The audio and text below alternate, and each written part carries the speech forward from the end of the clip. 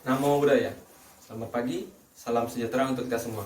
Sebelumnya, perkenalkan, nama saya Vincent, mahasiswa Fakultas Ilmu Komputer dari Universitas Sriwijaya, angkatan 2017. Di sini, saya akan menceritakan proses pengerjaan materi saya selama 1 minggu ini mengenai spam filtering, yaitu ada 3. Yang pertama, membuat dataset email spam. Yang kedua, menganalisis algoritma tentang spam. Yang ketiga, adalah mereview paper mengenai spam filtering. Masuk ke pengerjaan materi, alangkah baiknya kita membahas sedikit apa itu spam dan spam filtering. Spam adalah sebuah email yang tidak diinginkan oleh pengguna karena bersifat mengganggu dan dapat memenuhi ruang email dari pengguna itu sendiri, sehingga akan menyulitkan pengguna untuk mengorganisasi emailnya sendiri. Maka dari itu, diperlukanlah spam filtering yang tujuannya agar dapat mendeteksi email yang masuk, sehingga dapat meminimalisir email yang tidak diinginkan tersebut agar tidak masuk ke email pengguna.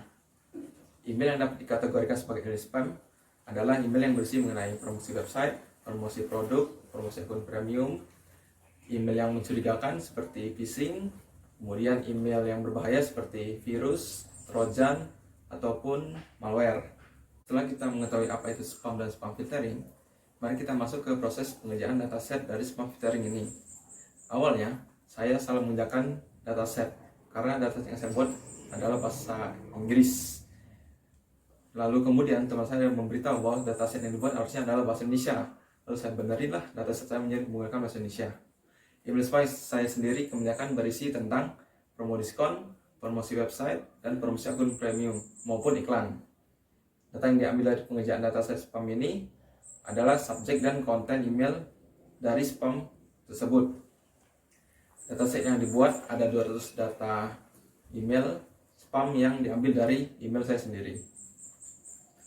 Materi selanjutnya adalah mereview paper spam filtering yang ditulis oleh Dada dan teman-temannya pada tahun 2019.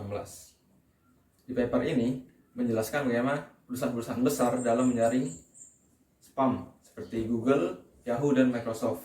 Dan paper ini juga menjelaskan metode-metode yang sering digunakan dalam spam filtering ini. Google, Yahoo, dan Microsoft sama-sama menggunakan kombinasi machine learning dan neural network dalam spam filtering ini. Untuk menyaring spam, Google telah dapat mendeteksi dan menyaring email spam dan phishing dengan tingkat akurasi 99,9%. 3 perusahaan besar ini menggunakan perumusan spam filtering berbeda-beda.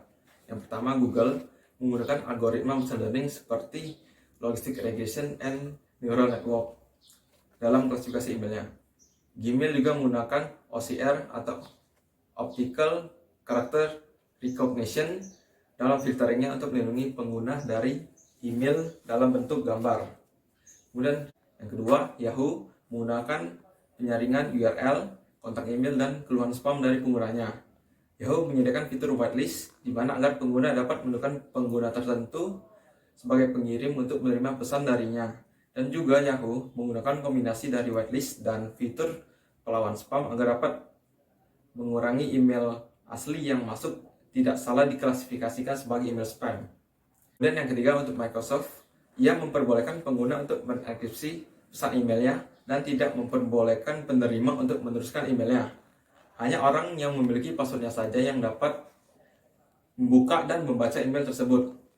Di paper ini tidak menjelaskan secara spesifik metode apa yang digunakan oleh Microsoft untuk menyaring spam, karena paper ini hanya menjelaskan bahwa Outlook dari Microsoft ini memiliki metodenya sendiri untuk menyaring email spam.